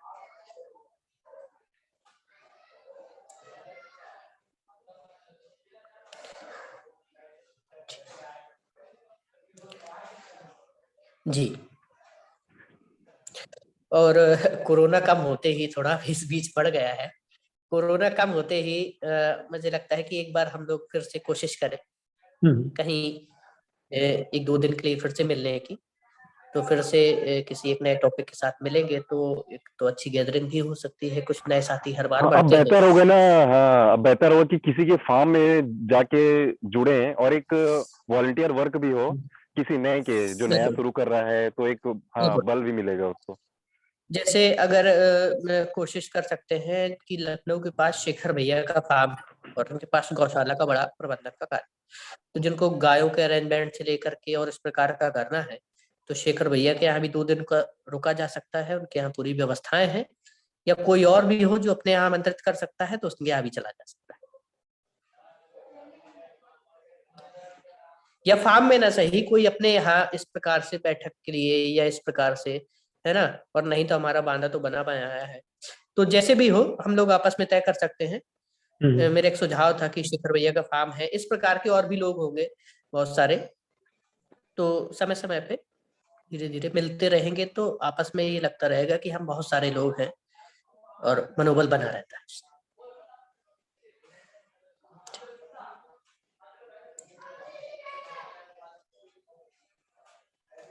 जी,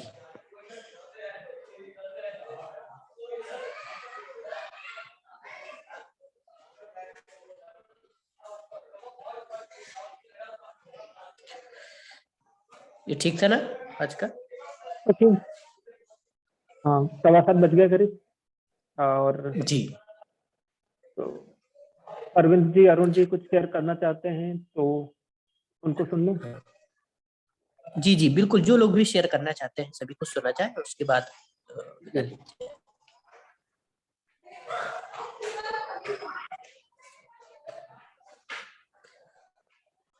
प्राची जी आप कुछ कहना चाहते हैं?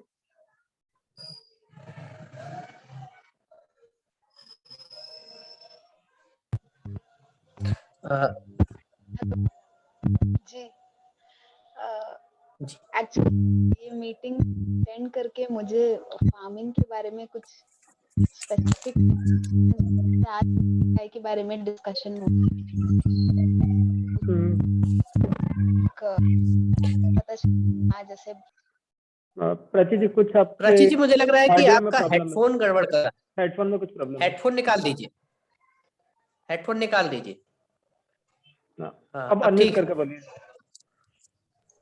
जी हाँ जी, तो अच्छी आवाज आ रही है। मतलब मीटिंग्स ये मीटिंग मतलब अटेंड करके मतलब फार्मिंग के बारे में कुछ स्पेसिफिक चीजें जैसे आज पता चली और आगे भी पता चलेंगी। तो जैसे नील गाय के बारे में मैंने पूछा तो एक सोल्यूशन पता चला, जीतू जी ने बताया कि इसे कैसे मैनेज करना है। अलग अलग कर रहे हैं तो अच्छा लगा मुझे।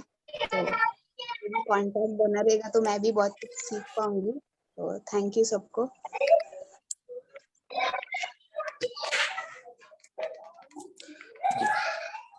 बाबूजी आप कुछ कहना चाहेंगे?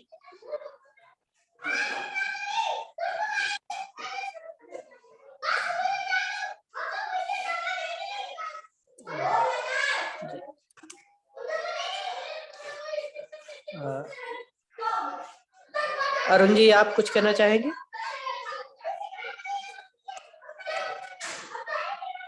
कोई कुछ शेयरिंग, कोई शेयरिंग?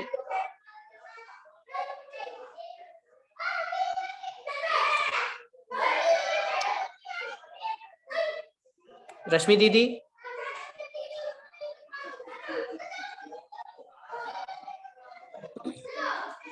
मेरा थोड़ा नेट चला गया था, तो मैं लॉस्ट हुआ, मुझे पता नहीं चला क्या हुआ है।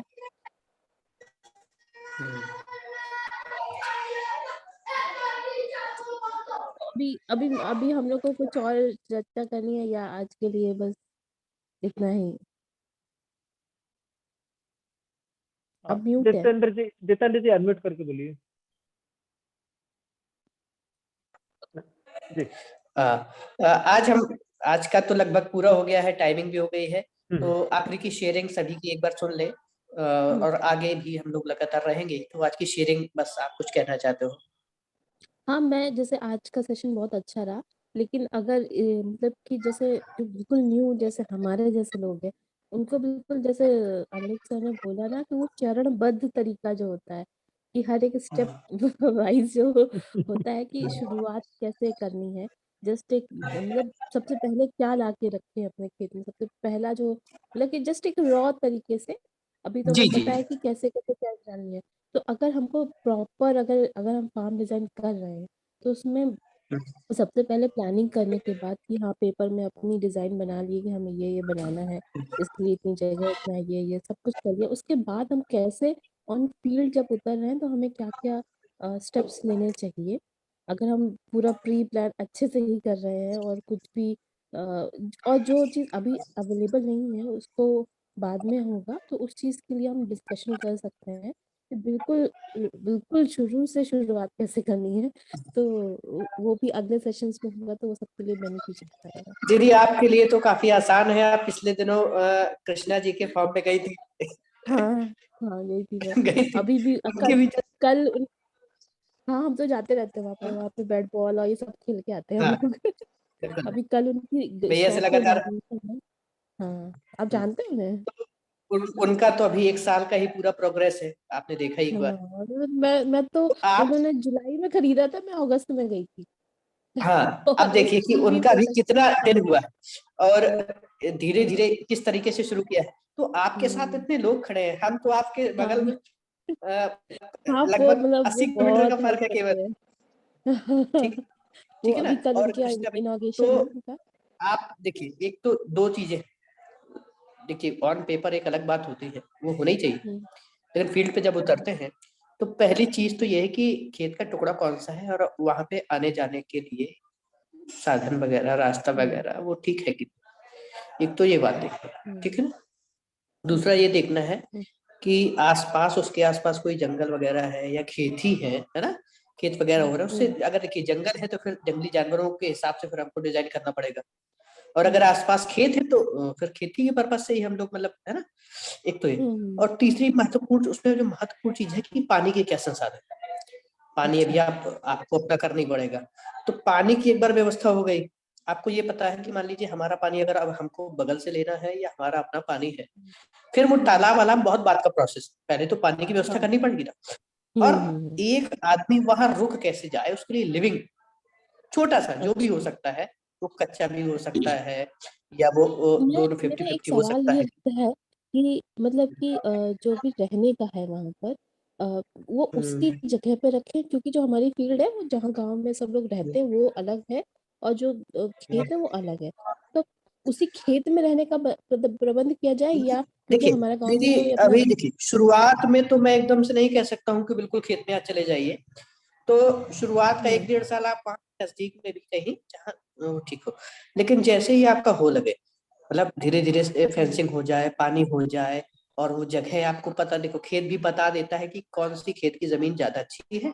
तो खेत के किसी एक टुकड़े में ऐसा भी होता है कि थोड़ा हल्की जमीन है, तो वहां पे कुछ कंस्ट्रक्शन हम्म, का निर्माण उस हल्की जमीन में कर दिया जाए। उपजाऊ जमीन ज्यादा से ज्यादा हमारी काम में आ, ठीक है ना। काम में तो आए। कोई ऐसा कोना जहाँ पे उस प्रकार का भरता ना हो पानी, या उसका ढलावदार ना हो, तो हमारे जो प्लान रहे वो खेत में ही बसने का प्लान रहे, इस प्लान के अच्छा। साथ चला जाए। शुरुआत के हम्म, देखिए 1 2 साल, जैसे कृष्णा जी भी अभी कानपुर से अप डाउन कर ही रहे हैं, अभी उनका मकान भी हाँ, मुझे लगता है बनने के प्रोसेस में ही है, और 2 3 महीने में हाँ, उनका बन काम पूरा चुका है, फिनिशिंग हो जाए। काफी काफी फिर हाँ हाँ बन चुका बन है, चुका है, दरवाजे फिनिश भी हो रहा लगे है। थे। हाँ, तो हम्म, इस प्रकार से वो हम तो मैंने शुरुआत खुद कर से सकते देखा हैं है। कि, मतलब मैंने तो उसको रॉ से हाँ देखा आपने है। देखा। हम्म, और मैंने बहुत सारे फॉर्म को खड़े होते हुए ऐसे ही देखा है कि पहले जाकर के खेती तो उन्होंने शुरुआत कर दी, फेंसिंग करा दी, खेती शुरुआत कर दी, पानी भी अभी नहीं उनका नहीं हुआ है, अगल बगल से ले लेते। फिर नेक्स्ट स्टेप में खेती से भी जो रिटर्न आया आया नहीं आया, तो उससे सीखने को बहुत कुछ मिलता है 1-2 साल। तो फिर पानी की व्यवस्था की, धीरे से वहीं अपने रहने का बना लिया और जानवरों का एक कुछ छोटा मोटा बना लिया। फिर धीरे धीरे कहानी चलने लगती है ना, इस प्रकार से होगा, तो क्रम से होगा। इस बात का प्लानिंग रहे कि खेत पे ही बसना। अच्छा, दूसरी चीज, एक चीज ये पूछना चाहती हूँ कि मेरा ये सवाल है कि अगर कोई खेत है, अगर हमने उसमें कुछ भी नहीं किया है, ठीक, हम उसको ऐसे ही छोड़ देते हैं, अभी तक उसमें केमिकल वाली खेती चल रही थी, अगर हम उसको छोड़ देते हैं तो मतलब मुझे ऐसा लगता है उसको हम छोड़ देते हैं, उसको हम कुछ नहीं करते, उसको टच नहीं करते और उसको होने देते हैं जो भी है। क्योंकि हम पूरे, हमारे जितना भी खेत हम पूरा एक साथ नहीं उठा सकते, क्योंकि काफी टुकड़ों में है, मतलब कुछ इधर है कुछ उधर है, तो सबको हम एक साथ ले भी नहीं सकते, तो जो सबसे बड़ा पोर्शन है उसको हम टारगेट कर रहे हैं। लेकिन अगर हम जो बाकी जो 2 4 6 ऐसे जो पड़े हुए हैं उनको अगर छोड़ दें, तो क्या मतलब उसमें जो लोग तो ये बोलते हैं तुम पागल हो कि तुम क्यों खेती नहीं कर रहे हो, तो उससे उससे क्या फायदा रहेगा अगर हम खेत को ऐसे ही छोड़ दें, उससे मतलब उसकी सेहत पे ऐसे ही छोड़ने से फायदा ये होगा कि उसकी फर्टिलिटी इंक्रीज हो। अच्छा, इंक्रीज होगी। हाँ, इंक्रीज हो, क्योंकि उसमें डायरेक्ट सर उसमें कुछ ना कुछ उगा रहेगा चारे के रूप में, ठीक है ना, और उसमें बहुत सारे जो माइक्रोब्स हैं वो काम करते रहेंगे, माइक्रोब डिस्टर्ब नहीं होंगे, तो वो सॉइल की फर्टिलिटी को इंक्रीज करते रहेंगे। ठीक है। जैसे पुराने समय में भी जो लोग खेती करते थे, हमारे पूर्वज खेती जब करते थे, तो हर 2 साल में एक बार खेत को छोड़ दिया जाता था एक सीजन के लिए, ऐसे ही उसमें जानवर फिरते थे, ताकि उस चीज को भी, उसको जितना भी हमने माइक्रोब्स की कॉलोनी बिगाड़ रहे हैं, फंगस की कॉलोनी बिगाड़ रहे हैं, उसको फिर से रिपेयर होने में समय मिल जाए। या बरसात में हम लोग ऐसी फसल करते थे जिसमें जुताई बुआई ना करनी पड़े, और उस प्रकार की, तो जो भी उसको हमारे यहाँ सिलारी कहते थे, कि 2 फसलें ले ली, एक फसल ले ली, और बरसात में एक बार हमने उसमें कुछ जौ या ज्वार वगैरह लगा दिया, कुछ भी, तो उसके अंदर नहीं जाते थे, तो जो माइक्रोब्स की, फंगस की और तमाम प्रकार की जो उसकी कॉलोनीज है वो फिर से डेवलप हो जाती है, क्योंकि जब हम हल चलाते हैं तो वो डिस्टर्ब होता है ना, तो वो उसकी फर्टिलिटी इंक्रीज होगी। अच्छा, ठीक है।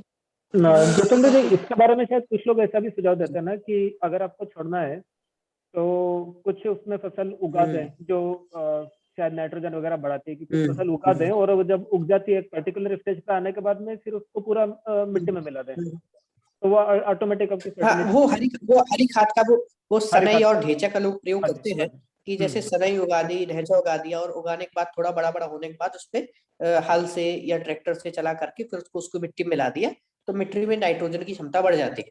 हाँ, तो जो भी आपके खरपतवार उगते हैं उसके अंदर बीज आने के पहले ही उसको बार बार मिट्टी में मिलाते चले जाएं, तो नेचुरली आपकी फर्टिलिटी बढ़ती जाएगी, खरपतवार भी कम होते हैं। या तो इस प्रकार से व्यवस्थित हम हरी खाद उगा करके उसको मिट्टी में मिलाएं, या दूसरा तरीका है उसमें पशु चारण करें, कहते कि यहाँ जानवर चर सकते हैं, तो जानवर उसको चरेंगे, वही गौमूत्र करेंगे, वही गोबर करेंगे, तो वो भी इंक्रीज करेगा।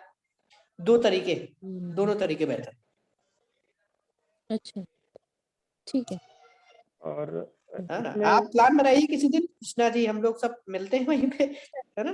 हाँ, कृष्णा जी की कल शॉप का इनॉग्रेशन है, तो अब वो कल के अच्छा। बाद वो फ्री हो जाएंगे, फिर उनका प्लान है कि वो हमारे साथ, फिर ठंड भी ज्यादा है और बच्चे भी हाँ, छोटे अभी तो ये उनको ठंड लेके निकल जाने चलना दीजिए, तो इसके बाद तो थोड़ा ये सा, निकल हाँ, जाने फिर उसके बाद तो चलेंगे हम लोग। उसके बाद हम और लोग शुरू करते आपको हैं। तो मेरे पापा, हाँ, मेरे पापा जो है वो आपको अलग से वो अपने इधर ले जाना चाहते हैं, एक बार आप उनको हाँ, मैं गाइड सोच रहा हूँ कि इस महीने थोड़ा ठंड कम हो जाए 8-10 दिनों में, हाँ, उसके बाद हम लोग आना जाना शुरू करते हैं ना, और जो चुनाव भी आ थोड़ा गए हैं, तो कोविड का भी, हाँ। ये मुझे लगता है फरवरी निकल जाए, क्योंकि इस बीच चुनाव है जगह जगह, हाँ, बहुत सारी चीजें हैं जो तो फेब निकल जाएगा तो फिर कोई दिक्कत नहीं, ऐसा, हम्म। ठीक है ना। और इस प्रकार से हम लोग शुरुआत कर सकते हैं, सभी लोग एक दूसरे के हेल्प करते हुए, जरूर ठीक है। जरूर। तो अगली बार से हम चरणबद्ध तरीके से मिलते हैं, हाँ, एक एक स्टेप्स के नहीं, साथ। ये भी बहुत अच्छा रहा, मतलब बहुत सारी चीजें पता चली, मैंने तो सब लिख रखा है कि बस शुरू करती है चीजें शुरू कैसे कब जी हो रही जी। है वो थोड़ा समय लग रहा है उसमें। ठीक है, ठीक है सर। ओके, डन, एंड करें मीटिंग। हाँ ठीक है, ओके। ठीक है, जी ओके, बाय ओके, ठीक है, सबको एक बार और नमस्कार। हाँ सबको बस नमस्कार।